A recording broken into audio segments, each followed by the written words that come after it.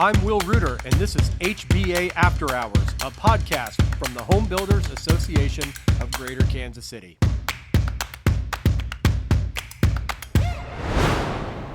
Hello, and welcome to the podcast produced by the Home Builders Association of Greater Kansas City. I'm Will Reuter, the Executive Vice President there, and with me today, as always, is Jen Bertrand. Hello, everyone. We've got a great guest today. It's the current president of the Home Builders Association, Dennis Shriver, owner of Hearthside Homes. Dennis, thanks for being with us today. Thanks for having me. I appreciate it.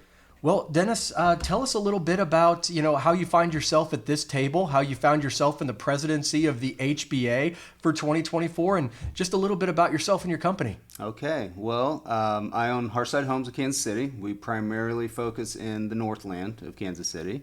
I bought the company in 2009 and have been with it ever since, although the company started in 1987. So as a company, it's been around for a while. In 2009, you picked a perfect year. It was a great year. It's a great time for home builders. Everything's collapsing. I'm going to buy a company. Right, exactly. So yeah, for the 15-year-old listeners we may have, we had a very dramatic financial event in 2008 and 2009. It's BC and AD to 2009 for the building world. For sure.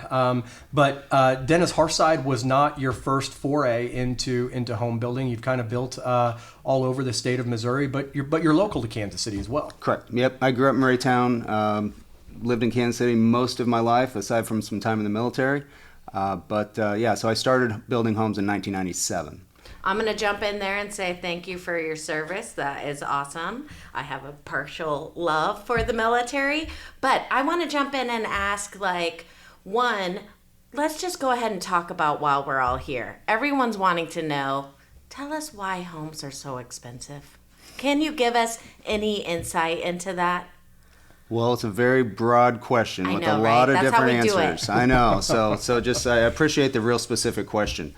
But but it has been, there's lots of different things. You have the obvious things that people think of, lumber, tile, drywall, things like that.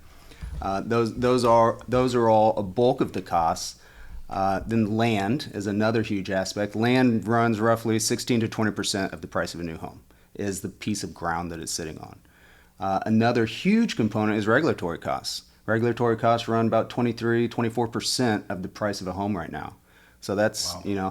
For every $100,000 in the home, you got $24,000 that are going straight to Tell regulation everyone costs. what regulatory costs are, meaning me. It's a variety of things, but it's things like building codes, bureaucratic processes, zoning restrictions. Sometimes it's overly burdensome aesthetic requirements that a municipality might put on because they want things to look a certain way, above and beyond the norm. So there's a whole host of things that add up into those regulatory costs, but they're things that the builder builder or developer may not want to necessarily have to do, but they need to do it to meet certain requirements. Yeah, so you got to meet that minimum threshold in order to get approval for the project, because you can't, as a permit applicant or someone that's looking to do this project, just say, well, I'm going to do it with or without approval. That just isn't the way it works. So right. You have to get the place's permission in order to do that business. And Kansas and Missouri, obviously very different from a home building standpoint than the 44 other states that are governed, have at least some statewide construction standard. We do all of our stuff at the local level. So, that regulatory cost or that regulatory aspect of home building is really the jurisdiction of the city council or the county commission here in Kansas City. Absolutely. And so if you look at it from the beginning, a vacant piece of ground and start there, before you can even think about getting a building permit, you have to get that zoned properly. And oftentimes that takes an army of attorneys just to get in and get it zoned the right way you want it. All of those things cost money and time. Time costs money. So before you even get to the house, you have to have the property zoned right. Sometimes the government will want impact fees. If you're going to do this, we're going to charge you X because we want to put it into a park fund or we want to put it into some fund that they have, some impact fee that they have. And so each area is different of what those might be, but they all have something. And so it all adds to the cost of doing business and the cost of producing a home. Do you find that most homeowners go into new construction not knowing all of that? Like they're somewhat uneducated to the costs that exist before you even go into building the house? I think so, yeah. I mean, and I wouldn't necessarily expect them to recognize that. But yeah, I think there's this not understood component of these costs. They see the lumber, they see the drywall, they see the tile. That makes sense to them. They understand there's a cost to that, but they don't understand all the things that behind the scenes to even get to that point.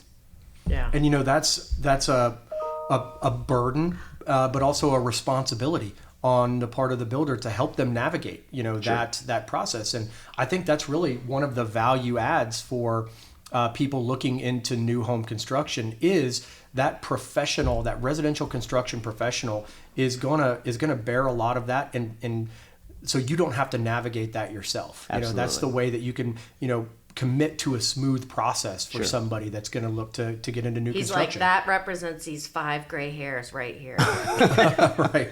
I think there's a few more than 5, but I'll accept that. But yeah, I wouldn't expect a homeowner to know those things, and frankly, that's why they hire us, so that we can navigate those things. But when they ask, why is this so expensive? Well, you have to consider these costs are in there as well. Is there anything you would advise a homeowner to educate themselves on going into a first-time new construction? Like, hey, it'd be good just for your sanity and your sake. Because as a designer, when I get to homeowners, they've already signed the contract usually, and it's after in the process. But is there anything where you're like, hey, you guys should, look into this because it might matter for you, or take a worry away, or anything like that? Are you asking like from a cost perspective? Yeah, cost, or even just education on the process, but really cost. Sure. I think one thing that people struggle with on a house, on a new build, is they're looking for an exact number, and unfortunately, it's not always an exact science. And when it comes, a few years ago, we were dealing with lumber. As a big example that everybody knows, lumber prices changed overnight, and then again the next night, and then again the next night. Myself as a consumer, I want a fixed price too. I want to know what this project is going to cost me. I want to know what it's going to cost me to the penny. But when you're dealing with those types of variables in a 6 to 12 month long process, sometimes it's hard to narrow those fixed prices down. Oh, if you were building your own personal house, would you do cost plus or fixed? I mean, obviously you're a builder. If I was hiring somebody to build it for me, I would do fixed. Yeah. Yeah. It's just interesting because as the designer working with homeowners, I see both sides of it as it goes. Cost plus can be beneficial for the, transparency and seeing all of it, but fixed gives you peace of mind that you're not going to pay more. Yeah, and how those contracts operate is just like every other contract. They're going to be different for each transaction. There's not necessarily a rinse and repeat. There's things within them that need to be worked out and better understood. And it just goes to show you that, just like every buyer is different, every home builder is different. Mm-hmm. The home builder in Kansas City is not a monolith. It's not homogenous. Everybody's bringing something different to the table. Right. It's like dating. I always tell everyone, you got to date the person, the builder, to find who you want to spend a year and then some with. Absolutely. And that's important too, Jen. That's a good point, because the way society seems to be these days is you want to snap your fingers and have everything happen in rapid succession. You're just ready It's to called get TikTok. Yeah, right. You're ready to get to that finality. But being able to get in and build a relationship with a builder, or to find out what you want before you ever get to the sales side of things, is a way to really smooth that relationship. So even if you're going to potentially or probably be in the market for a new home, the sooner you start that education process, start those conversations and work through some of those issues, the more likely you're going to get to a level of comfortability to get that signature on that sales contract and start moving your house forward. Yeah. Well, and I think the analogy of dating is a good one, because each builder, I got to say, most builders are all trying to put out a good house, but they go about it in different ways. Some are focused on high-end luxury. Some are focused on energy efficiency. Some are focused on cost effectiveness, all of which are important. but each builder is going to have a little bit higher emphasis on different aspects of that. And so, and each buyer is going to have a different emphasis themselves on what they're looking for. So finding, a builder that kind of matches your mindset and what you're both trying to accomplish is very important. Yeah, there's room for everyone in Kansas City, I always find. And for me, it's like designers. You'll have designers that only design a certain way, or like I consider myself a chameleon. I'll do whatever makes you happy and try to make it look cool. For you, what is the most common questions you receive as a builder when... The most common question is, what's it going to cost? We dug right into that. Sorry, I jumped right in. But that is the most common question, and that's normally where people will start the conversation. Hey, I want to build this house. What's it going to cost? Well, I don't know. What do you want to put in the house? As you know, as a designer, there's hundreds and potentially thousands of decisions to go into that house, and to pinpoint it down on day one, unless you've clearly defined what it is we're building, that's difficult to do. So that is a good point, because most of the time as a designer, we work with builders and we're given allowances, and then sometimes we go over allowances because designers, we have great taste. But I did work with one builder and we picked everything up front. So then they created the cost off of those final concepts, so it was tighter to the concept. Right. So I found that really pleasant because it was less stressful than going over it. Not everyone gets that luxury of time, but is there anything that advice you would give on allowances or anything like that? Yeah, allowances to me are actually frustrating because, you can tell a builder can tell a buyer, hey, I'm giving you a $2,000 lighting allowance, for instance. It means nothing. It means nothing. I mean, buyer doesn't know. They haven't shopped for lights before, so they don't know if that's a good allowance or a bad allowance. And they might stay in that allowance, That's or they Jeff Bezos Amazon allowance. right. Or they might end up, in reality, those lights, they wanted to spend $10,000, but they don't know that yet. So I don't want to necessarily say it's misleading, but it's frustrating because if a buyer doesn't know what $2,000 of lights is, what good is a $2,000 allowance? Right. It's almost like having visuals that represent or pre-packages. Yes. And I know a lot of builders have in-house designers. I'm usually brought in by the homeowner. I have some that refer to it. But I think that's the hard part. They don't know and they can't see, because I have some clients where I call it Target, Macy's, Gucci. So we'll do Target, looks nice, but it's the dupe of everything. Or I'll have some clients that can afford it, and that light came from Paris, and that's someone's whole allowance in that one sconce. So Exactly. it gets absurd sometimes. And lights are probably an easy thing to shop for. Probably wasn't the best example, but you have things like carpet allowances, and what's carpet cost? Consumer doesn't know. Now we just do resilient flooring everywhere. I think sometimes that's the overwhelming part. The part I always hear from homeowners is, I never knew how many decisions. And I jump in creepy, learning their habits and lifestyles, because if you do, it's all psychology. The house is better if you know how all their brains work, because then it can flow and function.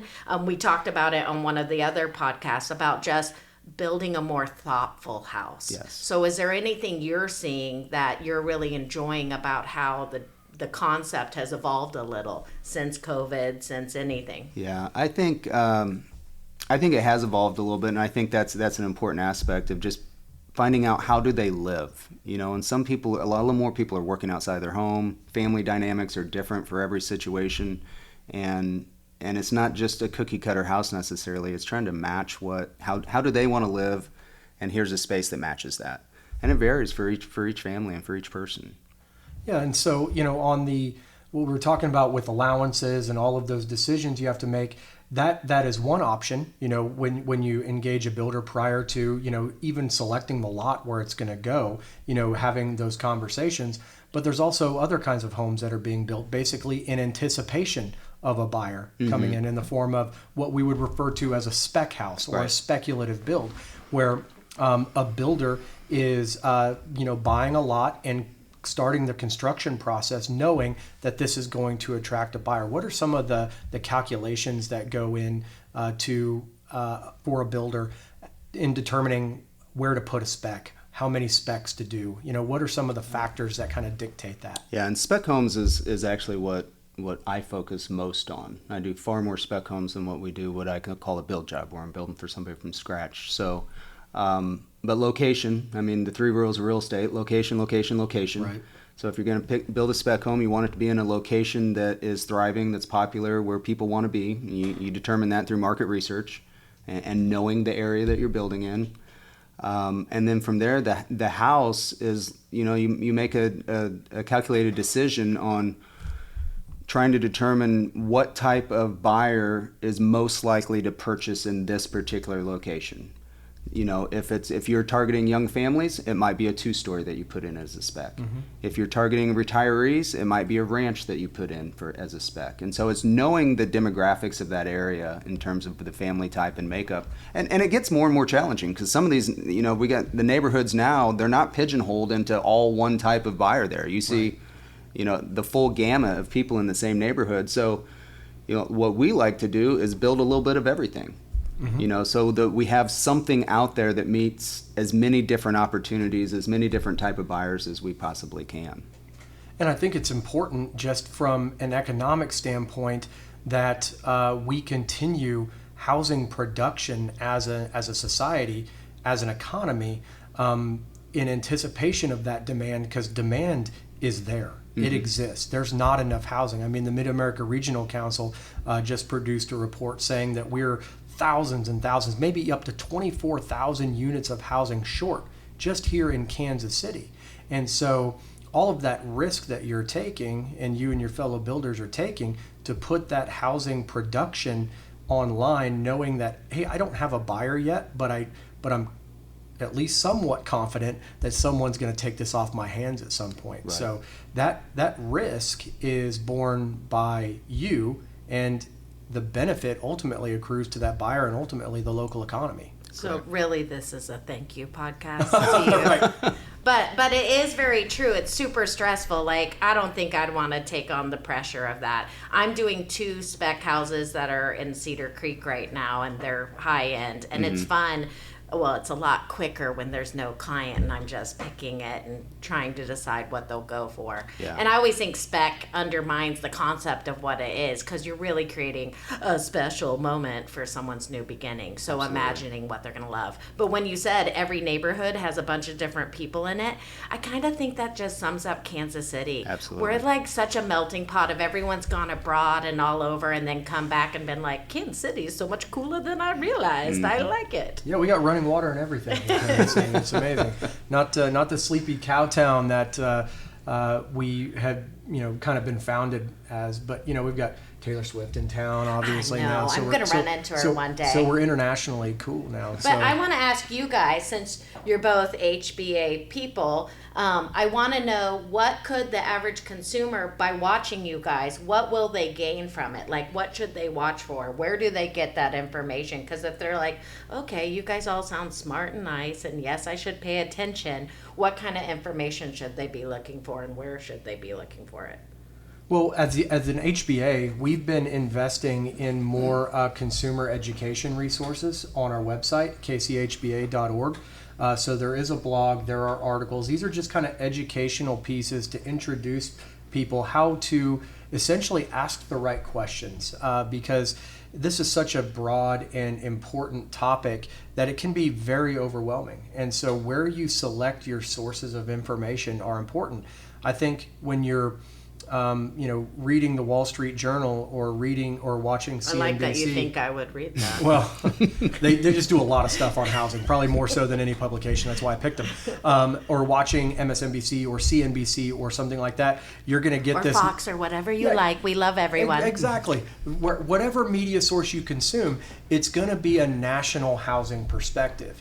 And that's just very interesting.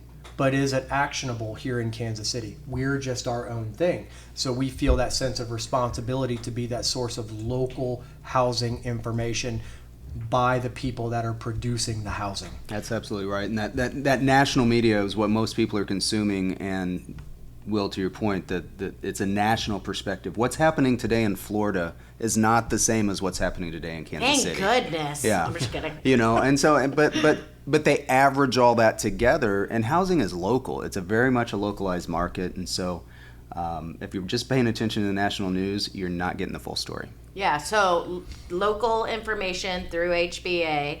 Now, question back to finding your right builder, since we've got you in front of us. What are like 5 questions or however many questions that you would ask a builder if you were building a house that you think it's important? And I'm putting you on the spot so you can ponder if you need to. And same for you, Will, too. Like, what would you guys want to know? I would want to know what's their process. First of all, do they have a process? And if so, what is it? How are they going to communicate with me? How am I going to be kept informed as to the process? What level of, how are the financial aspects going to go? Is it going to be fixed price? Is it going to be cost plus, like you touched on earlier? What's the finances of this going to look like? And how are they going to organize that whole process? Is there an online app? Is there something? Are you going to call me once a week? Are we going to text? Are we going to email? I just want to know what it's going to look like, because we're going to enter into a relationship that's going to last for months. And we need to know what the terms of that relationship are.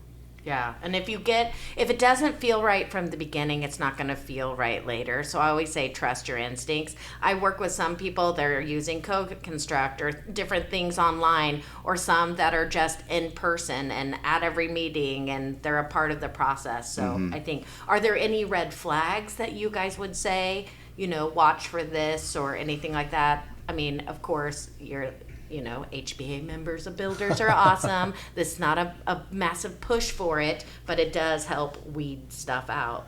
Well, I think one of the easiest ways that the public can get exposed to a lot of builders all at once is our parade of homes. We typically have more than 100 different home building companies exhibiting on one of our twice annual parades. So it's a very low pressure, easy way to go see what a finished product or a product in process really looks like in a neighborhood you could see yourself being in. It's like a school photo for a builder, really. Yeah, exactly. And it's or we'll go back to your dating analogy. It's a profile. But it's a profile you actually get to walk through, and you can see, okay, when I ask the question about this is what it's going to look like. And that is very helpful because people are very visual, and that's how they make political decisions. That's how they buy cars.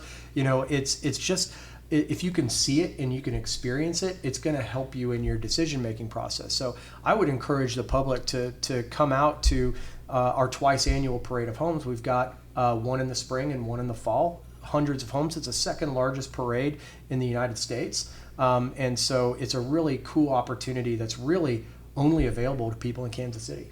Well, and I think if you're not building right now, I always tell people it's like a home show. Grab cards of people you like, so down the road, if you ever want to find out whoever does whatever, you already have those cards in hand. So you've already walked through the houses, so you're not doing it after the fact when it's not happening. Yeah, and then as they start to narrow down on a few individual builders, do a little research on them. Look at their website, look at their reviews. You could talk to people who built houses with them. I think that's really important. Very and important. I would never get just one person, because when I finish a project, I get scared to ask. I ask what we learned the hard way, what we would do different, because I need to hear it. I need to grow and evolve. So even hearing different homeowners on how the process was, but don't just take one person's account, get 3 or 4 people from that builder, because everyone's going to respond different. It's also how people deal with stress. Building a house is a big moment. I tell everyone you're going to have 2 to 3 breakdowns, just because it's a lot of decisions. It's money, it's fun at first, and then you're working it into your life, and then they're fine as they go through, but it is a little bit. Anything you'd add? Yeah, we tell people the same. Go talk to existing homeowners, and sometimes there's a reluctance for a new buyer to want to reach out to somebody that's already done it. Just they don't know them. How's that work? But the reality is, most people that have recently built a home love to talk about the home. And especially if they had a problem, they love to talk about the problem. They love. So you're gonna hear the dirt if you just go out and talk to them. And so like you said, talk to a few of them. And I always think dirt is relative, because you've got to kind of weigh in what it is. I always tell everyone there are always going to be problems on every project, no matter how great the humans are. But it's how they solve them, how they deal with them, because we cannot control everything in the universe. It's just how we respond to it. So. Yep. Yeah, and the solution isn't always, we'll just throw more more money at it. There's a lot of creativity, a lot of ingenuity, and a lot of back and forth. And so it's problem solving. And if you've got a good relationship, you're going to be able to work through those problems. Absolutely. I use the example of the broken window. When we're dealing with somebody, we tell them there's probably going to be a broken window in your house. And There's always a yes, broken window. something is going to go wrong, and we will address it, but we may not address it immediately. Because if I fix that broken window the day after it was broken, there's a high chance it's going to get broken again the next day. So we're going to wait until the likelihood of it getting broken again is much smaller. But we have to talk through those things and explain that yes, there's going to be problems, yes, there's going to be issues, and yes, we're going to address them, and we're going to communicate that, but it may not be addressed immediately. Yeah. Because there's a time and place to do it. Yeah, and I'd laugh at that because there is always a broken Yeah. window. But I also think project managers are part of the building process. So I do think it's important to ask the questions, how they have project managers, how many projects are they taking on at one time? So are they overextended? How often are they on the job site? Those are questions I would ask as well, because I see different people do it differently, and some better than others. And one of the things that I've also noticed out in the market today is that more and more contractors, home builders, are beefing up their own teams with customer relationship managers. And so they've got people whose job is not to swing a hammer, but to help guide through that process. And the investment in that human capital. I want that job. Well, it's really cool because these are homes built by people for people. And so if you've got a person who's helping navigate that human element of something, a lot of things are outside of control. It's weather or it's finances, whatever. But that investment in people to hold your hand through that process and partner with you till you hand over the keys at close is a really cool thing to have seen. It's about expectations. Do you lay them out there? Do they know what to expect? I find people don't freak out if people are in communication about it and they know. So like, as long as they're told about it or how they're going to handle it, they usually do okay with it. But I feel like that person should just hand out Xanax. That's part of it. Well, we're not going to get into pharmaceuticals, and I think there's probably a lot of people that would be reluctant to do so. That again, expectation management, expectation setting. It's important in every relationship, and that can be broader than home building. It is broader than home building. So, and we have that position that we call it builder liaison, and so she's great. Our homeowners love it. We love it. Because frankly, like the superintendents, the guys out in the field, we want them hammering nails. We want them managing the construction. And that's what they know best. Sometimes customer relations isn't what they know best. And so, but the customer. So we have that, we have Carrie that sits in the middle of that, and she can interpret what the guys in the field are saying and then proactively communicate that to the homeowner in a way that they can best understand and relate to. So that's so nice, because the amount of texts or calls or whatever are good. I think that's the other thing as a homeowner is when you're interviewing the builder, also asking how each person likes to communicate best, the homeowner themselves. So you telling the builder how you like to communicate. Is it email? Is it text? Is it you like a call? I tell my clients, like, I hate the phone. I will try not to answer it unless I have to, and we'll do weekly meetings. So setting up that expectation. I feel like we could go on and on this forever. No doubt about it. I mean, like we talked about at the outset, this is a really broad and important topic. So we hope we've given you a little bit of information, enough to whet your appetite to go in and figure out some of these really important questions, and know that there is an entire professional industry here in Kansas City that wants to help you navigate this process. They want to know who you are. They want to meet you. They want to provide this awesome experience that's ultimately going to land you in a home that you can have the kind of experience for the rest of your life in. And it's all about taking care of families. That's one of the other aspects that makes home building in Kansas City so unique, is just the prevalence, the huge concentration of locally owned companies that are making this industry work and providing those housing opportunities. Good humans like Dennis out there. That's right. This was a thank you podcast. You did. It was. You did denote that. But we also want to answer your questions, the listener. So if you go to kchba.org/podcast, you'll be able to share some questions that you would like to have answered on a future episode of this with Will and Jen. So Dennis, thank you very much for being with us today, and appreciate all you do for the HBA. Thanks for having me. I appreciate it. Bye, everyone.